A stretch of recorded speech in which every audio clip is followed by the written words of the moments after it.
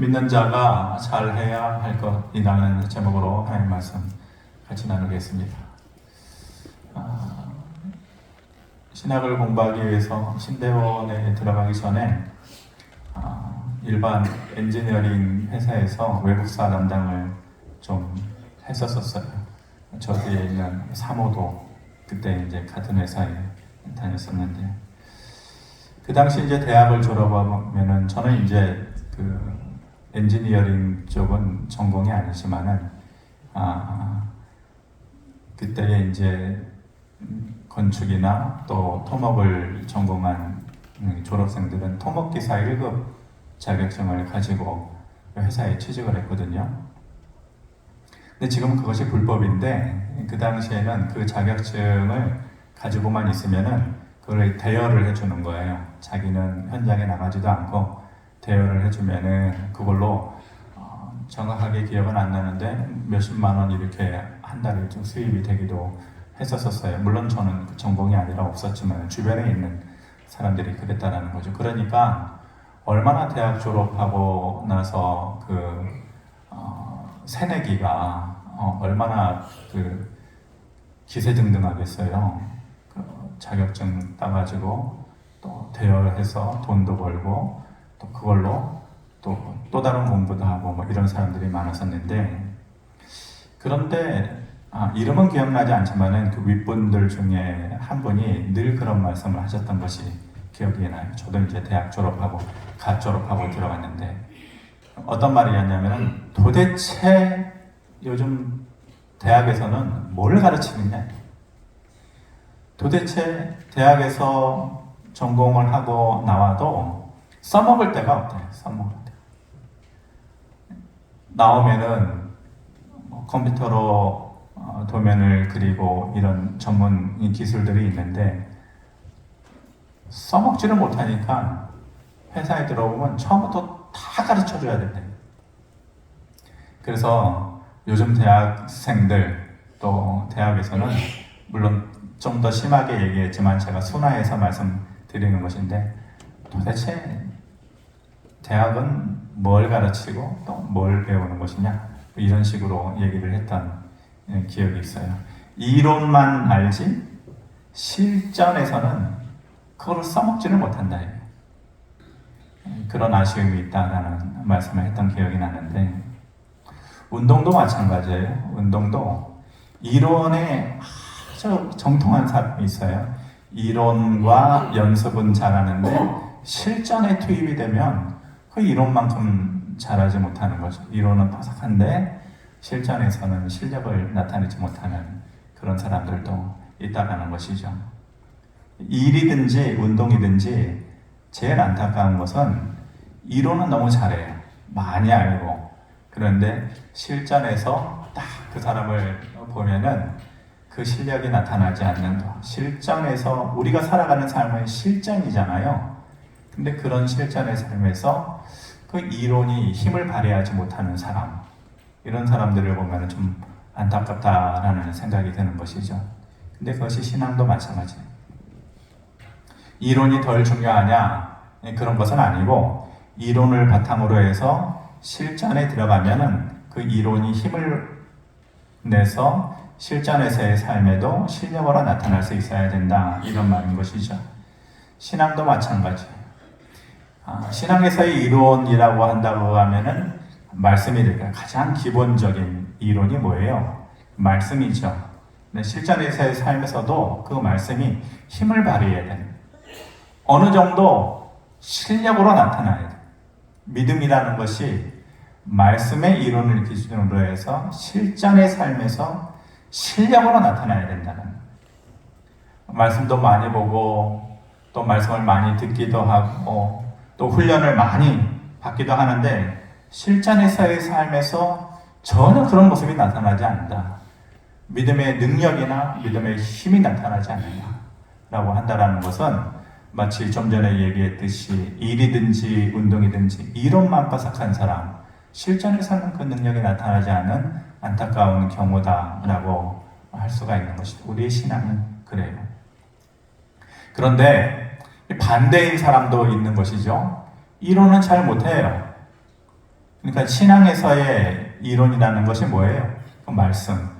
이 사람을 보면 말씀을 많이 읽는 것 같지도 않고 또 훈련을 많이 받은 것 같지도 않고 또 믿음의 연수가 그렇게 길지도 않은 사람인데 그런 사람들이 잘하는 것도 있어요. 반대로. 이론은 별로인데 실전에서의 삶에서 믿음의 실력이 나타나는 사람들이 있단 말입니다. 그 사람들의 특징을 누가 연구해 놓은 것은 아니고 개인적인 경험으로 그런 사람들의 특징을 보면은 어떤 모습이 있냐면은 잘 들어요. 뭘 잘 듣느냐? 말씀을 잘 들어요. 그럼 말씀을 순수하게 잘 들으면서 이 말씀이 내 말씀이다 이렇게 생각하는 거죠. 무슨 말씀을 전하든지 그 말씀이 내 말씀이고 그 말씀을 내 삶의 영역과 순간에 어떻게 적용해야 될까라고 고민하고 애쓰는 사람들. 그런 사람들은 믿음의 연수와 상관없이 또 말씀의 이론이 얼마나 많냐 그런 것과는 상관없이 실전에서의 믿음의 삶에서 실력을 나타내는 것이죠. 오늘 제목이 믿는 자가 잘해야 할 것입니다.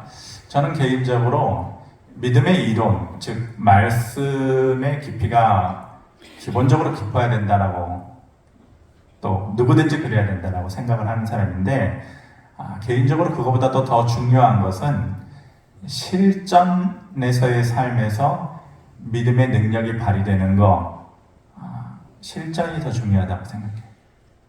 믿음의 영역에서도 말씀을 많이 읽고 내가 훈련을 몇 번 받았다. 이거보다도 실전에서 나타나는 어떤 믿음의 모습, 그런 능력의 모습이 더 중요하다고 생각하는 사람인데 그러하기 위해서 네 가지의 것을 잘 해야 된다라고 생각을 합니다.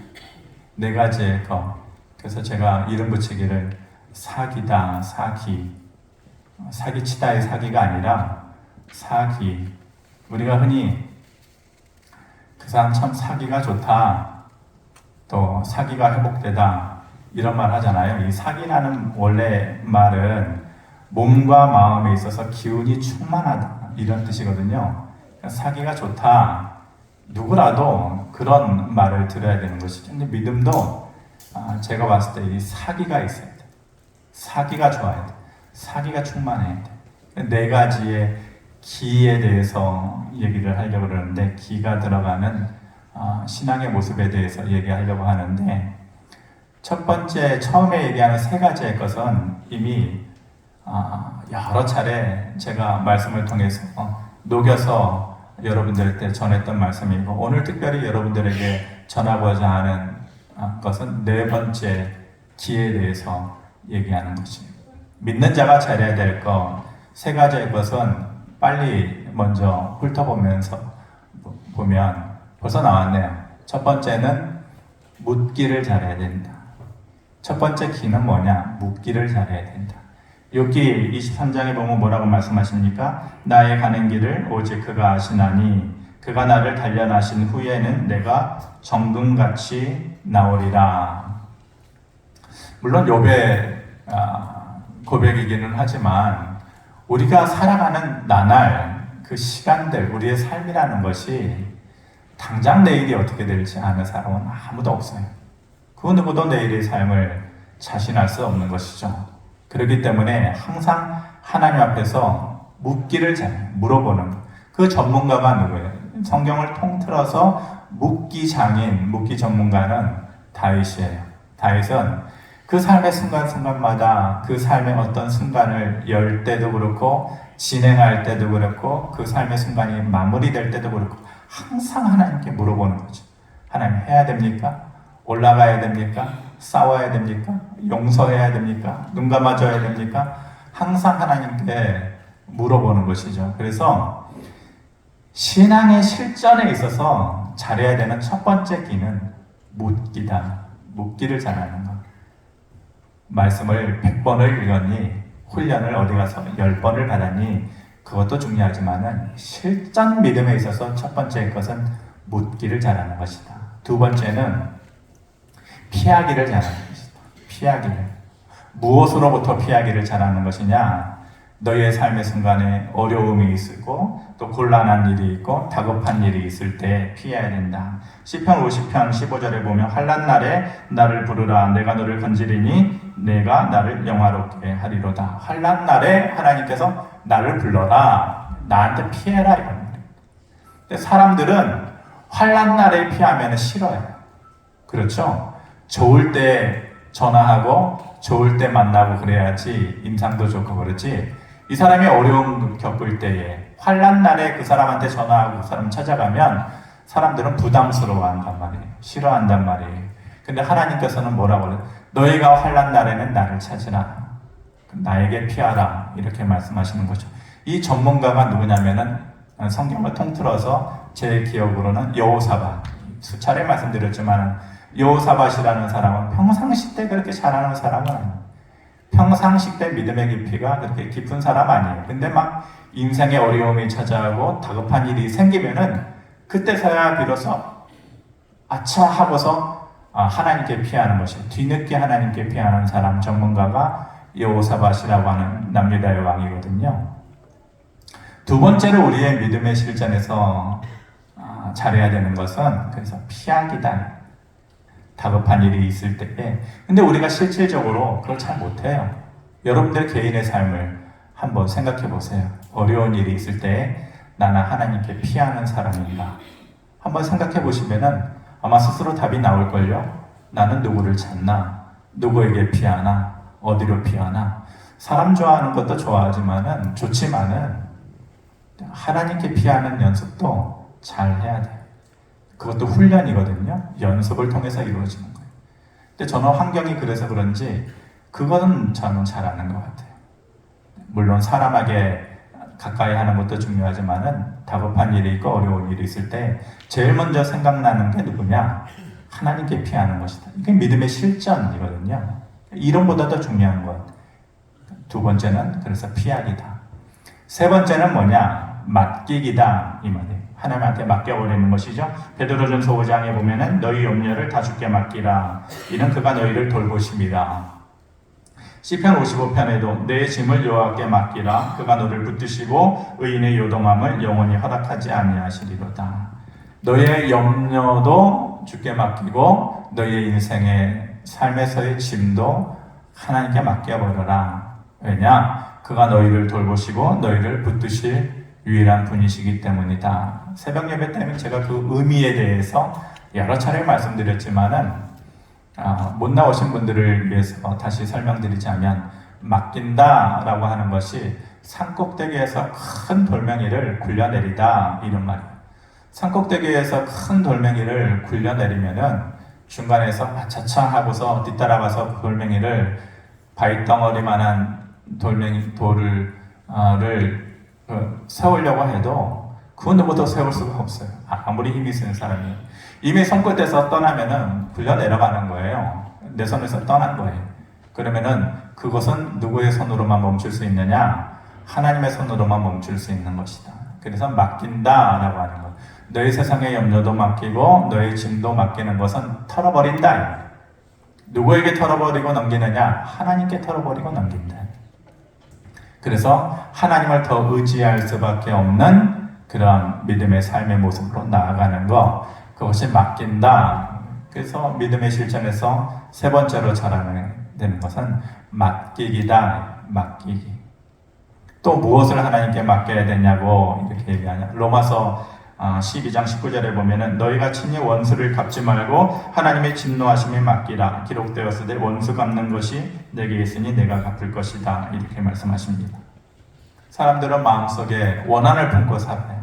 미움을 품고 살아요. 시기하는 마음을 품고 살아요. 그러지 말라요. 그런 마음까지도 하나님께 맡겨버려라. 그것은 내가 아는 것이다. 너희가 할 것 아니고 내게 맡겨놓으면 때가 되면 내가 할 것이다. 이렇게 말씀하시는 것이죠. 그것을 어떻게 이루신다고 하셔요? 하나님의 열심으로 이루신다. 그러니까 하나님께서 하실 일을 기대하면서 그때를 기다리는 거예요. 그것이 성도의 실전 믿음 삶의 모습이어야 되는 것이에요. 그래서 첫 번째, 두 번째, 세 번째 사기 중에서 뭐라고요? 첫 번째는 따라해 봅시다. 묻기. 두 번째는 뭐예요? 피하기. 세 번째는 맡기기. 그래서 묻기, 피하기, 맡기기. 이 세 가지의 길을 잘해야 되는데 이것은 이미 이제 여러 차례 말씀드렸던 것이고, 오늘 말씀드리려고 하는 네 번째 길은 뭐냐면 한번 따라해 봅시다. 기억하기. 기억하면서 살아야 돼요. 물론 기억할 것이 참 많아요. 하지만 여러분들이 오늘 꼭 기억해야 될 것이 세 가지가 있는데, 다시 정리하면은 네 가지의 사기는 뭐냐? 묻기, 피하기, 맡기기, 기억하기. 뭘 기억해야 되느냐? 세 가지의 것을 기억해야 돼요. 그 첫 번째 것이 뭐냐? 17절에 나와 있는 말씀인데 같이 한번 읽어보겠습니다. 시작! 그런즉 누구든지 그리스도 안에 있으면 새로운 피조물이라. 이전 것은 지나갔으니 보라 새 것이 되었도다. 아멘. 그리스도 안에 있는 자라면 누구를 얘기하는 거예요? 저와 여러분들을 얘기하는 거예요. 그리스도의 이름을 기억하고 그 안에 있는 자라면 무엇이 되었다? 누구든지 새 것이 되었다. 여러분들은 새 것이다. 사람 보고 새 것이라고 안 하니까 새 인생 되었다 이런 말이에요. 새 사람 되었다.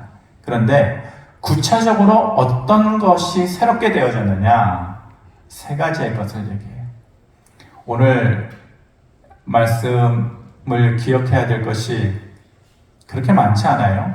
또 어려운 것도 아니고, 묻기 잘해야 되고, 피하기 잘해야 되고, 맡기기 잘해야 되고, 기억하기를 잘해야 되는데, 이 기억해야 될 것, 첫 번째 것, 새롭게 해주신 것이 무엇이냐? 18절에 있는 말씀인데, 모든 것이 하나님께로서 났으며 그가 그리스도로 말미암아 우리를 자기와 화목하게 하시고, 그러니까 우리를 새롭게 하신 것, 새 사람, 새 인생 된 것, 그것들 중에 가장 첫 번째 것이 무엇이냐? 하나님과 우리의 사이가 화목하게 되었다. 무엇으로 인해서? 그리스도로 인해서. 우리는 결코 하나님과 화목할 수가 없어요. 화목하다라는 말은 다른 뜻으로 하나되다 이 말이거든요. 하나님과 우리는 하나 될 수가 없는 그런 존재. 물과 기름과 같다고 할까요? 무엇 때문에 그러죠? 죄 때문에. 죄로 인해서, 우리가 지은 죄로 인해서 하나님과 화목할 수 없는 존재예요. 하나님께로부터 떠나 있었고, 그래서 하나님으로부터는 잊혀진 자 된 것, 그것이 우리의 존재거든요. 하나님과 결코 화목할 수 없는 존재였던 것인데 이제 달라졌다는 거예요. 그 사이에 그리스도의 십자가의 사건이 있었고 그 능력과 희생이 있었기 때문에 그것으로 인해서 너희는 새 것 되었다. 새 사람 되었다. 그것이 뭐냐? 하나님과 하나 될 수 있는 자격을 가지게 되었다는 거예요. 그래서 이제는 너희가 하나님을 떠날 수도 없고 하나님께서 너희를 쉽게 떠나보내지도 않고 언제나 구름 날개 사이에 그 품 안에 너희를 안아주시는 하나님과 우리의 사이가 그렇게 됩니다. 전에는 떠나 있었던 존재인데 이제는 너희가 하나님을 떠날 수 없어. 그리고 하나님도 이런저런 어떠한 이유 때문에 너희를 떠나보내지도 않을 거야. 그렇게 너희와 하나님 사이가 하나 되고 화목하게 되었다. 이것이 첫 번째 새롭게 된 사실이다. 새 것이 되었다. 하나님과 하나가 되었다. 첫 번째 것이고, 또 새롭게 된 두 번째 것이 뭐냐? 19절에 보면 곧 하나님께서 그리스도 안에 계시사 세상을 자기와 화목하게 하시며, 여기까지는 똑같은 말씀이에요. 그리고 그들의 죄를 그들에게 돌리지 아니하셨다.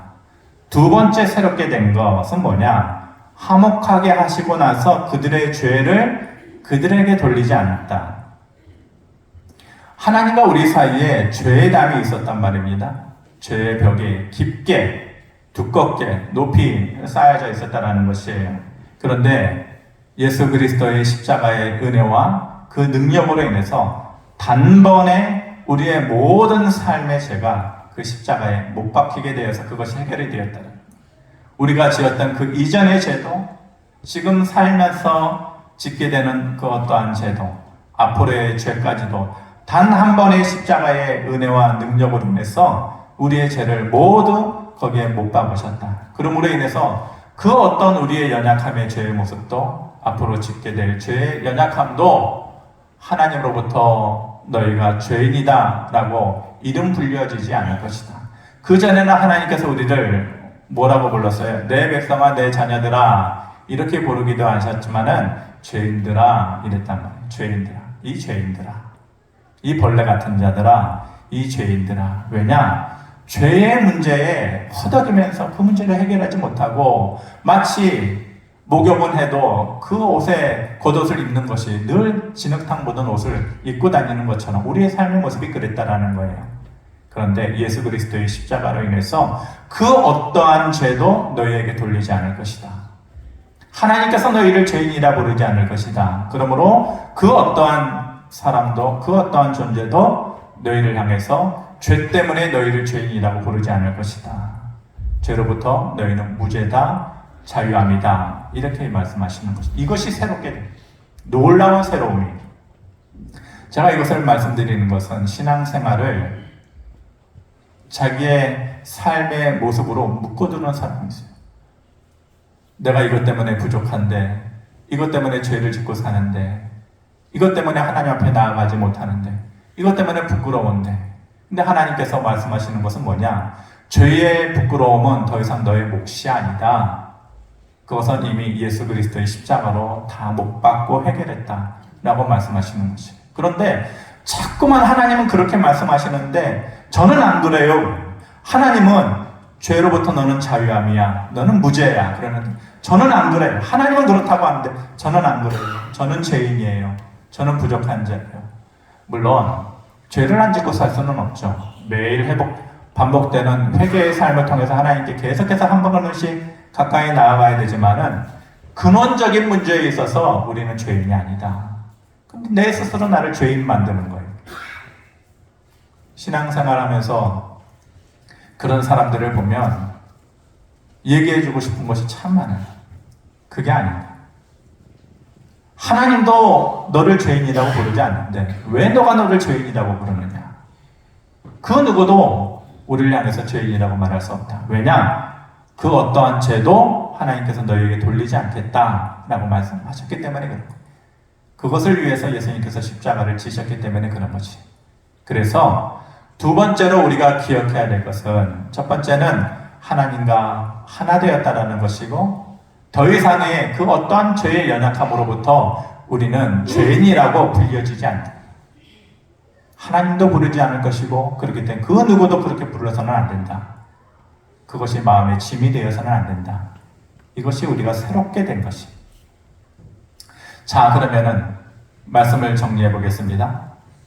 네 가지의 기. 첫 번째, 묻기를 잘해야 되고, 피하기를 잘해야 되고, 그다음 맡기기를 잘해야 되고, 기억하기를 잘해야 된다. 기억해야 할 것 중에 세 가지가 있는데, 첫째는 하나님과 하나 되었다라는 것이고, 더 이상의 죄의 부끄러움으로 너희는 죄인이 아니다라는 것. 이것이 새롭게 되었다라는 거죠. 그런데 한 가지가 마지막으로 남았어요. 이게 오늘 말씀의 가장 중요해요. 묻기를 잊어버려도 돼요. 피하기를 잊어버려도 돼요. 맡기기를 잊어버려도 돼요. 기억해야만 하는 것이 있어요. 하나 되었다라는 것 잊어버려도 돼요. 죄인이 아니다라는 것 잊어버려도 돼요. 결국은 잊어버리면 안 되는 모든 것들이지만은 극단적으로 다 있는다 할지라도 기억하기 위해서 이 마지막 세 번째 것을 여러분들이 잊어버리면 안 돼요. 제가 왜 이 말씀을 준비하고 여러분들에게 전하려고 했냐면은 목사가 장례식장이나 아니면은 어디 가가지고 설교를 할 때에 곤란을 좀 겪게 되는 거. 도대체 무슨 말씀을 전해야 되는 그런 경우들이 있어요. 그것들 중에 하나가 예전에는 이런 것이었어요. 이혼한 사람들 가정에 가면 무슨 말을 전해야 되나. 근데 지금은 전혀 그게 문제가 되지 않아요. 시대성을 좀 반영하는 거죠. 예전에는 그랬단 말이에요. 근데 요즘은 그런 거 갖고 좀 이렇게 머뭇거리지는 않죠. 그것이 이제 어느 정도는 또 사회적으로 통용되는 그런 상황이 되니까. 그런데 뭐가 문제가 되냐면은 또 신학적으로 문제가 되는 것 중에 하나가 태중에 있는 아이가 이제 장례식장을 갔는데 태중에 있는 아이가 죽었다든지 아니면 아이가 태어난 지 얼마 안 됐는데 사망했다든지 그러면 그 상황 자체가 얼마나 곤란해요.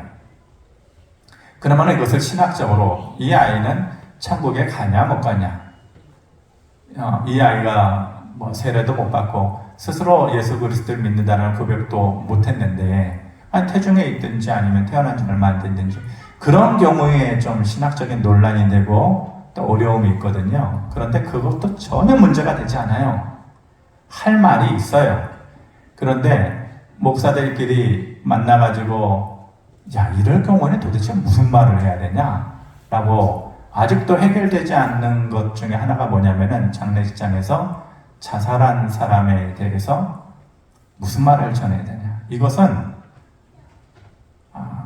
모르겠어요. 어떤 목사님들은 어떤 말씀을 전하는지 다 가보진 않았으니까. 근데 제 주변에 있는 분들에게 답을 얻어본 적이 없어요. 누구라도 곤란해요.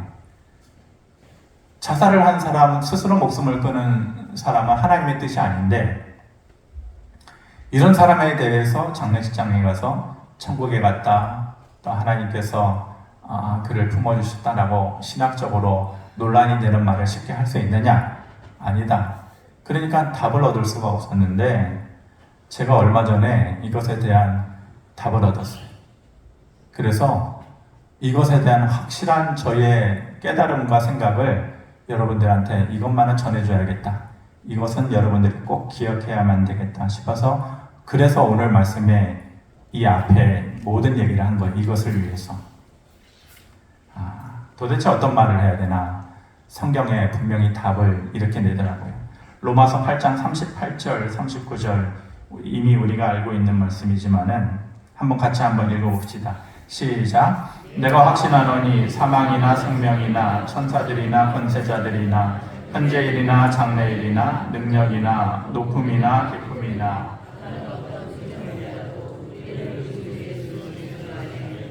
하나님의 사랑에서 끊을 수 없으리라. 제가 로마서 8장 38절의 말씀을 딱 읽으면서 옳다구나. 앞으로 이런 경우가 있으면은 이 얘기하면 되겠구나. 그래서 무릎을 탁 쳤었는데 만약 누군가가 예를 들어서 정말로 삶이 고단하고 힘들어서 안타까운 선택을 해서 세상을 떠나게 되었다라고 했을 때에 뭐라고 말씀하시는 거예요? 어떠한 사망도 여기서 뭐라고 말씀하셔요? 사망이나 생명이나 높음이나 어떤 능력이나 어떤 기쁨이나 어떤 피조물이라도 너희를 그리스도 예수 안에 있는 하나님의 사랑에서 끊을 수 없다. 끝내 그 구원의 줄을 그 누구도 끊어낼 수는 없다. 그런데 그것이 사망이나 생명이나라는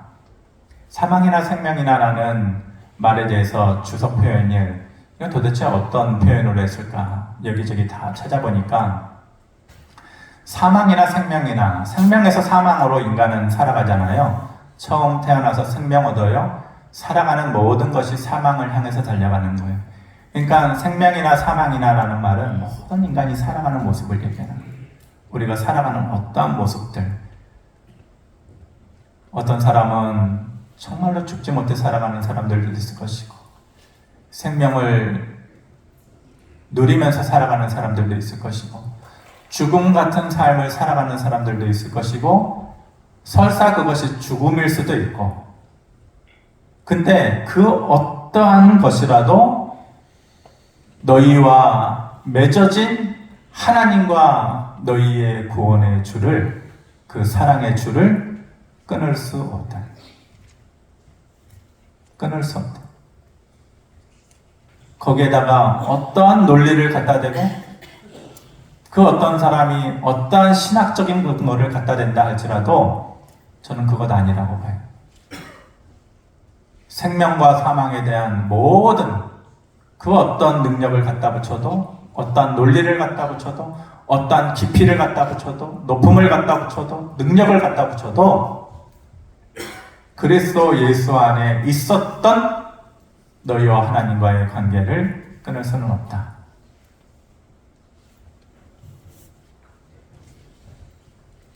그 어떤 것으로도, 그 어떤 것으로도. 저는 여러분들이 기억해야 되는 가장 중요한 것이 이거라고요. 그 어떤 것으로도 너희를 향한 하나님의 사랑을 끊어낼 수 없다. 실전 믿음이 중요하다. 묻기 잘하고 피하기 잘하고 맡기기 잘해야 되지만은 가장 중요한 것은 이것을 기억하는 것이다. 너희는 더 이상 죄인의 부끄러움이 아니다. 하나님과 하나 된 자다. 하지만 가장 중요한 것은 그 어떤 것으로도 너희를 하나님의 사랑에서 끊어낼 수 없다.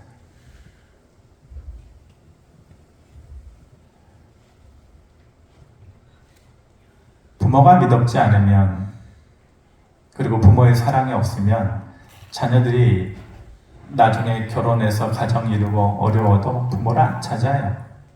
왜냐하면 뭐 부모가 해준 게 뭐냐 이렇게 얘기하겠죠. 그리고 부모와의 관계가 그렇게 깊지 않으니까 어려워도 안 찾는단 말이에요. 그런데 부모의 사랑을 한껏 받고 자란 아이들은 어려운 일이 있으면은 제일 먼저 찾게 돼요. 부모를. 우리가 이 로마서 8장 38절의 말씀을 기억하고 안다면 그 무엇도 하나님의 사랑에서 우리를 끊을 수 없다. 이것을 안다면 우리는 어려운 일이 있을 때 제일 먼저 기억이 나야 돼. 아, 그렇게 나를 사랑하시는 하나님 앞에 내 문제를 내려놔야지. 물어봐야지. 그분한테 피해야지. 그분한테 맡겨야지. 이 삶이 되는 거예요. 이 사랑을 깨닫고 마음속에 간직하는 자라야 그게 되는 거예요. 아빠가 나한테 뭘 해줬는데 그런 자녀는 부모 안 찾아요. 근데 아빠의 사랑을 아는 애는 제일 기억나는 게 그 아빠예요. 이 하나님의 사랑을 38절 아는 자라야 하나님을 또 찾아가게 돼요. 또 찾아가서 그 앞에서 무릎 꿇고 닭똥 같은 눈물을 뚝뚝 떨어뜨릴 때에 하나님의 은혜라는 게 뭐라는 것을 그때서 알게 돼요. 믿는 자들이 잘해야 될 거 많죠?